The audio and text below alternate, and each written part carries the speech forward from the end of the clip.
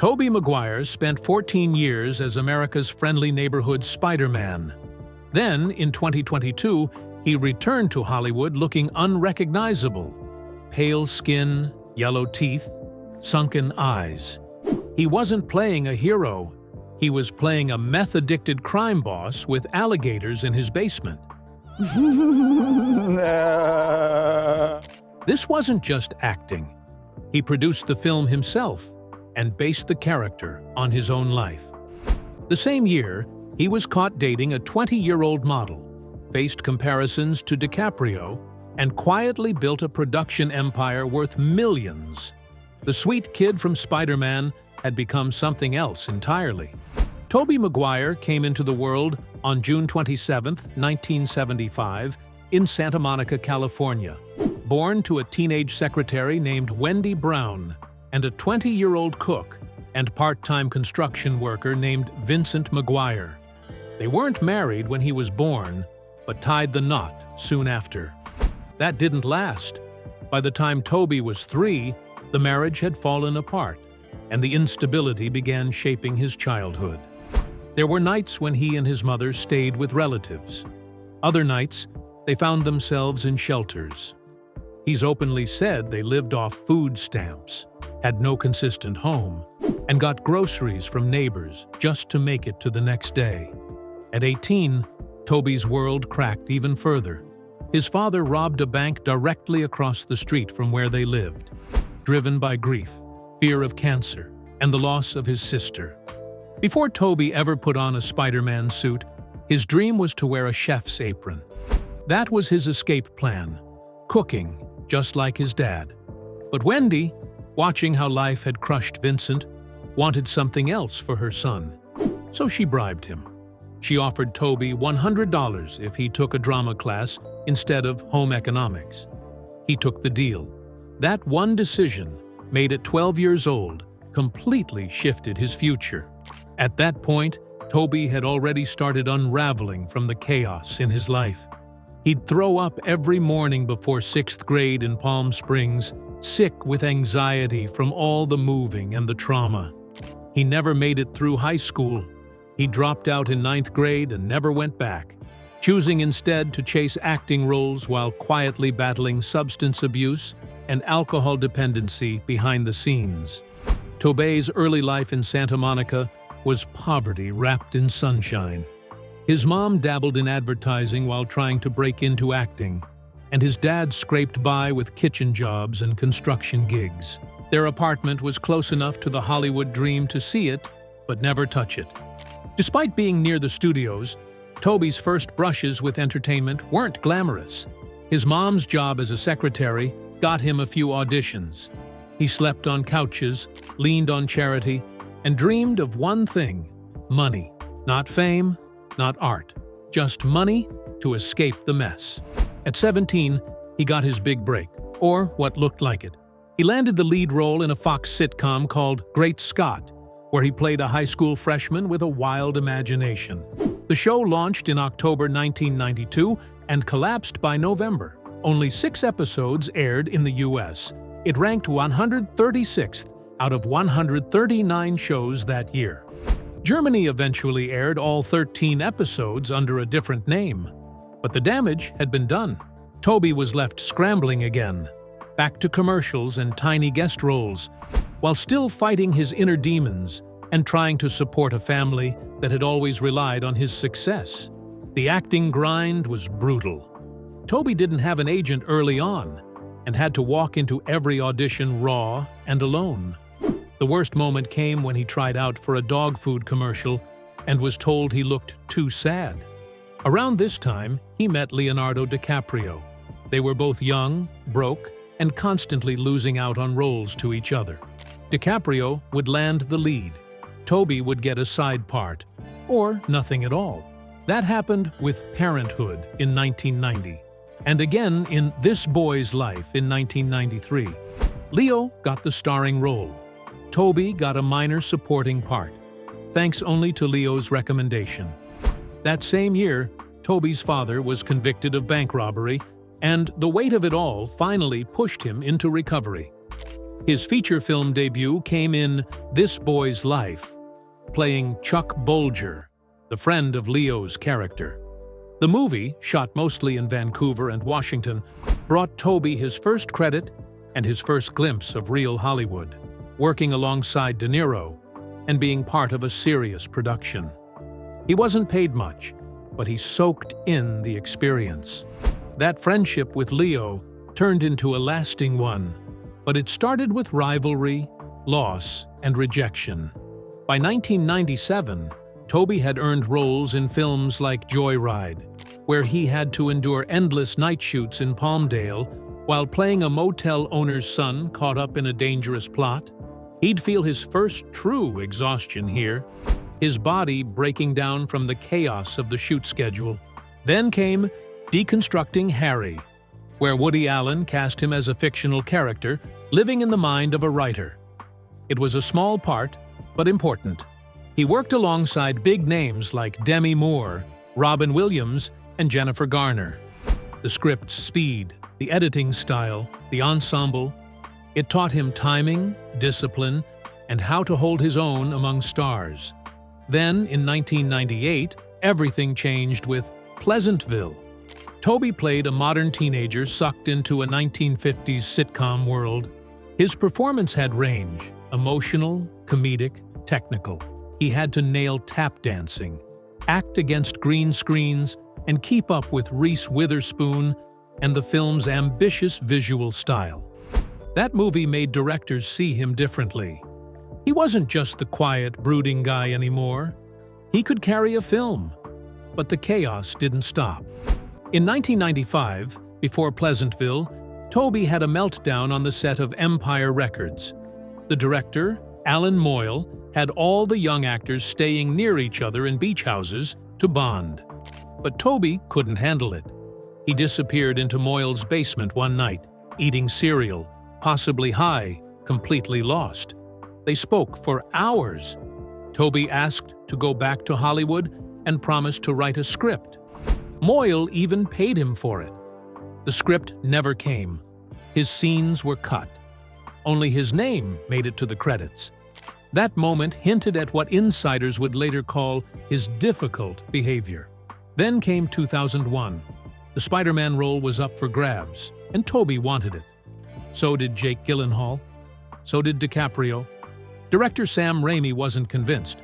Tobey didn't look like a superhero. At 5'8" and 155 pounds, he was too lean. But Tobey hit the gym, hired a trainer, and packed on 25 pounds of muscle.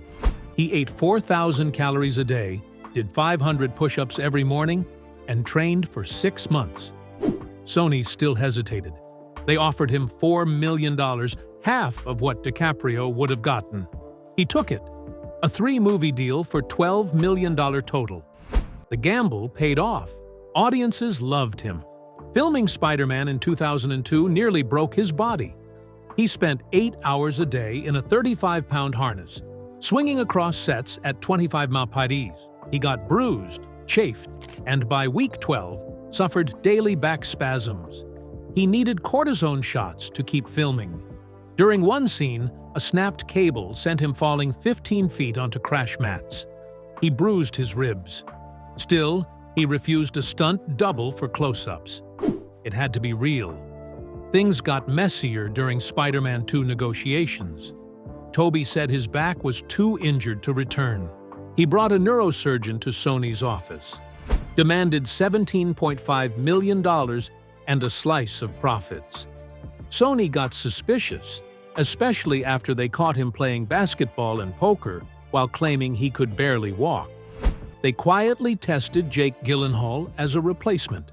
Tobey skipped costume fittings, delayed production. His agent leaked rumors that Tobey might quit acting entirely. Sony finally gave in. He got his payday, but it left scars. The studio never fully trusted him again. Spider-Man 2 was a global hit, but Tobey was falling apart. The train scene, the one with him hanging upside down, nearly killed him. He hung there for 6 hours a day, 3 days straight. Blood rushed to his head. He vomited twice while suspended. Doctors gave him IV fluids between takes. He was 12 pounds underweight from a stomach virus during the coffee shop scene with Kirsten Dunst. Still, he pushed through. The movie made $783 million. His back-end points pushed his take-home to over $40 million. But he was drained.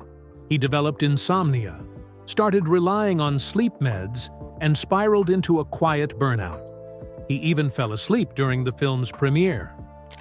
After the sequel's success, Tobey walked away from massive roles. He turned down Scorsese's The Departed, said the anxiety and fame made him agoraphobic. He started therapy 3 times a week, rejected a $25 million offer for Pirates of the Caribbean at World's End, spent most of his time playing underground poker, where he made over $10 million from celebrities like Ben Affleck and Matt Damon. He ducked public appearances, refused to attend the MTV Awards even when he won Best Actor. He passed on X-Men, said no to Batman Begins. He chose peace over power. Tobey Maguire had no idea that stepping into the role of a jockey for Seabiscuit would nearly break his body in half. To make it believable, he dropped from 155 pounds to a shocking 115 in just 8 weeks. That meant surviving on 200 calories a day while training 6 hours at real racetracks. But the worst came during a scene at Keeneland Racecourse in Kentucky. The horse threw him off at nearly 35 miles per hour. The impact crushed his T12 vertebra, and bone fragments came dangerously close to his spinal cord. He didn't stop. For 3 more days, he kept acting, barely able to move, secretly popping painkillers between takes. When he finally collapsed on set, the crew rushed him to surgery. Titanium rods were inserted in his back. Doctors warned him that one wrong twist could have left him paralyzed. That single injury didn't just haunt him for years, it followed him straight into the Spider-Man films. Sony panicked. They were about to shoot Spider-Man 2, and suddenly their star couldn't walk without assistance. Behind the scenes, studio execs started planning without telling him. Jake Gyllenhaal was flown in. He tried on the suit, learned the choreography, and even took part in test shoots. Posters and promotional designs were quietly edited with Gyllenhaal's face. But Sony wasn't just preparing a replacement. They went further. They filed a $15 million insurance claim, claiming Tobey was permanently disabled, while also trying to renegotiate his salary down. Tobey only found out when his agent intercepted internal communications. Furious, he threatened legal action. His doctor submitted video evidence showing Tobey walking. Sony backed off. Gyllenhaal, unaware of the game being played, later admitted he felt used. After this, every big action star contract began, including strict injury clauses, inspired by this exact moment. When Spider-Man 3 rolled around, Tobey got paid like a king, $17.5 million upfront, and a 4% cut of global profits. By the time the movie pulled in $895 million, he walked away with roughly $32 million. But the money came at a cost. The film became a battlefield. Director Sam Raimi wanted to focus on one villain, Sandman. Sony wanted to shove in Venom for toy sales. Tobey agreed with the studio. That betrayal cut deep. Raimi retaliated the only way he could, by deliberately making the emo Peter Parker dance sequence as cringy as possible. The final script was a war zone. At one point, Raimi reportedly threw it across the room at Amy Pascal, screaming he was directing a toy commercial, not a film. Their friendship never recovered. Raimi later said he hated every frame of that movie and blamed Tobey's loyalty to the studio for ruining it. Things behind the scenes only got messier. Tobey had gone full method. He stayed in character as the corrupted Peter Parker for months, never dropping the attitude, not even during lunch. James Franco said Tobey would insult crew members, claiming it was part of the character. During the jazz club scene, he slapped dancers hard enough that 2 had to receive medical treatment.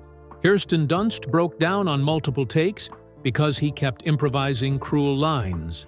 Raimi ended up hiring a psychiatrist to visit the set every week. At a cast Thanksgiving dinner, Tobey showed up late and made fun of Aunt May actress Rosemary Harris's age, driving her to tears. The line between acting and real life was vanishing fast, and everyone felt it. Physically, the Spider-Man trilogy broke him. By 2007, Tobey had 3 more spinal fractures, torn rotator cuffs in both shoulders, and permanent nerve damage in his leg. His insurance company had paid over $8 million in medical claims. He was taking 12 OxyContin pills a day. By the end of Spider-Man 3, he quietly checked into a rehab center in Switzerland. His doctor warned that one more intense stunt could leave him in a wheelchair. He later announced he would never do physical roles again. At just 33, the action part of his career was done.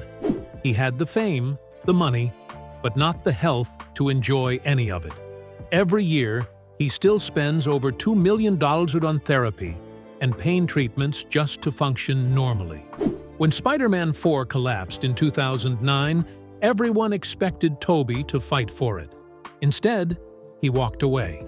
Sam Raimi was clashing with Sony over creative choices, and filming was only 6 months away. But Tobey didn't even try to save it. Insiders said he looked relieved. He told friends he was burnt out and didn't want to be stuck in a superhero suit anymore. He passed on a $50 million payday and didn't flinch. His agent barely negotiated when Sony replaced him with Andrew Garfield. Hollywood had never seen a top star walk away from a franchise like this. But off camera, Tobey was making millions somewhere else. From 2007 to 2009, he was a regular at underground poker games in Beverly Hills. These weren't casual games. Buy-ins were $1 million. He played against A-listers like DiCaprio, Damon, and Affleck. He also faced darker company like Brad Ruderman, who turned out to be a Ponzi schemer. Ruderman lost over $5 million to Tobey. Some games saw single pots of $2 million. Tobey took poker seriously. He kept records, tracked wins, and treated it like a business. He reportedly made $30–40 million during those years. Then came Molly's Game. The memoir, and later the movie, revealed Tobey as the infamous Player X. According to organizer Molly Bloom, he was the cruelest player in the room. In one story, he made her bark like a seal for a $1,000 tip. He never tipped staff, mocked losing players, and demanded bad seats be given to people he didn't like. His Spider-Man fame turned into intimidation power. When the film came out, everything changed. Millions saw a new, darker side of him that was hard to forget. In 2011, things got worse. Ruderman was exposed for stealing millions, and his victims sued Tobey to get their money back. One lawsuit demanded $311,000. Tobey quietly settled for $80,000 without admitting guilt. But the documents exposed a full poker network, professional dealers, money laundering through shell companies, and illegal operations in 5-star hotels. The FBI had evidence that Ben Affleck was banned from one game for card counting. Damon lost $200,000 in one sitting. DiCaprio once lost $1 million in a single night. Studios took note. Maguire became untouchable. Family-friendly brands didn't want him anymore. He wasn't fired, but he also wasn't called back. Turns out, his difficult actor label had started long before. On Ride with the Devil in 1999, director Ang Lee dubbed over all of Maguire's dialogue. Co-star Charlize Theron called him hard to work with. He refused to speak between takes, even for meals. On Spider-Man, crew members started calling him Tobey the Dictator. He once delayed filming 3 hours over a single line he didn't like. Directors added Maguire clauses in contracts so they could fire him easily if things went south. His own agent later told him to step away from the spotlight for a while. When he made Brothers in 2009, he dropped 20 pounds in 5 weeks, studied PTSD by reading actual psychiatric files, and stayed partly in character on set. Jake Gyllenhaal later said it unsettled the crew. The film made money and earned Tobey a Golden Globe nomination, but it left people wondering if he'd gone too far. Then came The Great Gatsby. The party scenes were massive. Confetti, orchestras, circus performers, and Tobey couldn't handle it. He kept breaking character mid-scene, overwhelmed by the chaos. In one pool shot, he froze, scared he'd fall off the platform. Baz Luhrmann had to reshoot entire days. Critics noticed. The glamour on screen didn't match what was happening off it. In 2012, he started his own production company with $50 million. His first big hit was Life of Pi, which got 11 Oscar nominations. Ironically, Tobey had been cast in the film too, but his scenes were cut because he was too famous. Instead of being bitter, he leaned into producing. He backed projects quietly, avoided the spotlight, and rejected dozens of major roles.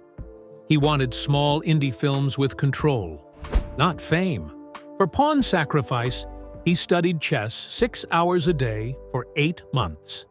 He avoided all press, refused to do junkets, and filmed scenes in order to reflect Bobby Fischer's breakdown. He said he related to Fischer's desire to disappear. Critics said he looked genuinely paranoid during interviews. In 2010, he turned down The Social Network. His back had flared up again. Doctors warned he might end up paralyzed. He traveled with ergonomic chairs, got daily therapy, and limited his projects. After Spider-Man 3, he only acted in 4 films in 8 years. The risk wasn't worth it. During that time, the poker lawsuits came back. Ruderman's $25 million fraud pulled Tobey into a $300,000 scandal. The FBI exposed how these games worked. $100,000 buy-ins, hotel rooms, burner phones. Studios quietly backed away. No one wanted Spider-Man in a courtroom. Even offers from X-Men reboots were rejected. He didn't want to be boxed into the superhero label anymore. He told Nylon in 2015 that he only wanted projects that truly moved him. But directors saw him as unreliable. And slowly, Hollywood stopped knocking. His production company scored big in 2019 with Brittany Runs a Marathon. He sold it to Amazon for $14 million after it screened at Sundance. It was the first non-doc ever filmed at the actual NYC Marathon. He secured the rights after hearing a single verbal pitch. That deal proved Tobey still had sharp instincts, just not in front of the camera. But his back? That was never fixed. In 2003, during Spider-Man 2 prep, he showed up with a neurosurgeon and warned the studio he might never walk again. They didn't believe him. They called Jake Gyllenhaal again. The tension ended when Tobey magically healed after contract talks wrapped. The whole thing was so bizarre it got parodied in No Way Home. By 2018, he was done with Hollywood. He admitted to having anxiety attacks from fame, and once said that being photographed felt like being publicly hunted. He joined Alcoholics Anonymous at 19. Fame, poker, pain, it all piled up. He chose silence. He didn't retire officially. He just stopped showing up. Tobey Maguire's return to Hollywood after nearly a decade felt less like a comeback and more like a deliberate strike. In 2022, he re-emerged in Babylon, not as a hero, not even as a regular character, but as something entirely unrecognizable. His face was pale, his teeth yellowed, and his eyes so sunken you could swear you were looking at someone dying. This wasn't just makeup. It was a statement. The role of James McKay, a grotesque, meth-addled crime boss, was a choice Maguire made himself, not something handed to him. And he didn't just act in the film, he produced it. He wanted this. He wanted to go dark, sleazy, unpredictable. He based the character on his own high-stakes poker nights, where Hollywood's elite bet fortunes behind closed doors. His character ran an underground gambling den with alligators in the basement. Yes, alligators. That's the level of madness Maguire leaned into. It was shocking because for so long, Tobey had been frozen in our minds as the friendly neighborhood Spider-Man. And then, in 2021, he pulled off what was probably one of the biggest cinematic secrets of the decade. He returned in Spider-Man: No Way Home, not with fanfare, but with surgical secrecy. Filming started in October 2020, deep in the COVID era. Closed sets, no leaks. Even crew were kept to a bare minimum. Tom Holland personally asked for him. And when Maguire stepped back into the suit after 14 years, it wasn't just a role. It was closure for him, for the fans, for the trilogy that had ended so awkwardly. The film made almost $1.921 billion globally. His presence turned what could have been fan service into something emotional, something real.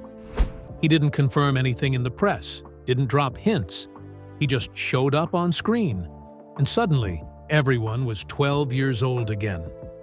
But behind those scenes, something even more emotional was unfolding. When he reunited with Willem Dafoe, it brought back everything.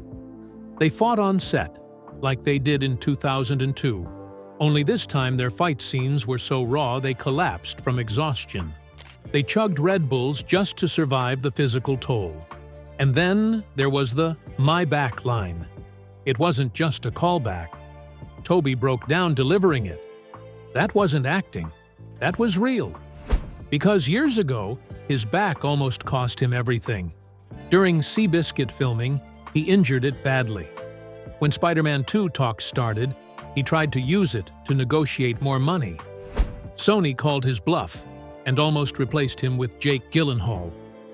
The pressure forced him to swallow pride and beg for the role back.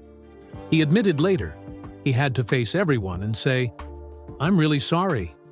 I'll do whatever it takes." Off-screen, his life had gone through its own twists. He married Jennifer Meyer in 2007, in a sunset ceremony in Hawaii, so private, paparazzi didn't even catch it. Only 35 guests, no phones. DiCaprio was best man. They had already had a daughter, Ruby, the year before, and their son Otis followed in 2009. He once joked on Ellen that he told his wife he accidentally spelled Otis as Oatis on the birth certificate. Their marriage lasted until 2016, and even their divorce 5 years later was quiet. No courtroom drama, just a joint custody request from Tobey when Otis turned 16. But the years after Spider-Man weren't filled with blockbusters. He turned inward. He became vegan. Strictly. Not just in food. In his $8.5 million mansion, leather is banned. If you visit, you remove your shoes, belt, even leather jackets. During Great Gatsby filming, he rejected a Mercedes because the seats had leather. And when a fast food brand offered him $2 million for a burger commercial, he turned it down flat. He didn't just avoid leather, he removed it from his medical gear. Even blood pressure cuffs had to be custom-made. His personality? INFJ. One of the rarest types. And it shows. No Hollywood parties since 2018. He pays someone $100,000 a year just to decline invitations for him. He meditates 90 minutes every day in a room built just for that. He doesn't watch TV. He reads. A lot. He's in bed by 9 p.m. and up by 5 a.m. Even his kids' friends follow house rules. No phones, no loud music, and everyone has to sit in silence for at least half an hour. That's how controlled his world is. Still, the world kept watching. In July 2024, he was seen with 20-year-old model Lily Chi. The age gap caused a social media meltdown. People called him the next DiCaprio. But while the internet exploded, Maguire said nothing. No interviews, no paparazzi setups. Only 3 public appearances together. Meanwhile, his relationship with ex-wife Meyer stayed so strong that she called him "my best friend" on Instagram. They even attended events together after she got engaged to billionaire Jeffrey Ogunlesi. And through it all, Maguire quietly built an empire. Material Pictures, his production company, expanded massively in 2023 with backing from Richard Weinberg. They brought in Ben Tierney from Depp's company as VP. They produced Nobody 2 in 2025. Maguire didn't star in it, but his fingerprints were all over it. He stays behind the camera now, building stories, controlling narrative. His net worth? $75 million? Spider-Man alone made him a fortune. $4 million for the first, $17.5 million plus back end for the second, and $15 million plus 7.5% back end for the third.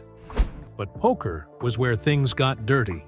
He joined illegal games in Beverly Hills with DiCaprio and Affleck. In 2011, he got sued for winning $300,000 from a Ponzi scheme's CEO. He settled for $80,000. People say he's the infamous Player X in Molly's Game, the one who once made the organizer bark like a seal for a chip. He never denied it. Still, through all the scandals, Maguire kept his grip on one thing: control.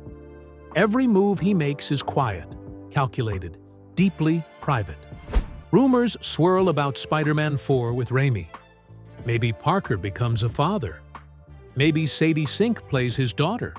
Kirsten Dunst said she's open to it. Raimi said it depends on where Tobey wants to take the character, because now it's not about youth or speed or power. It's about evolution, about what it means to grow up in front of the world and then pull back just enough to keep your soul.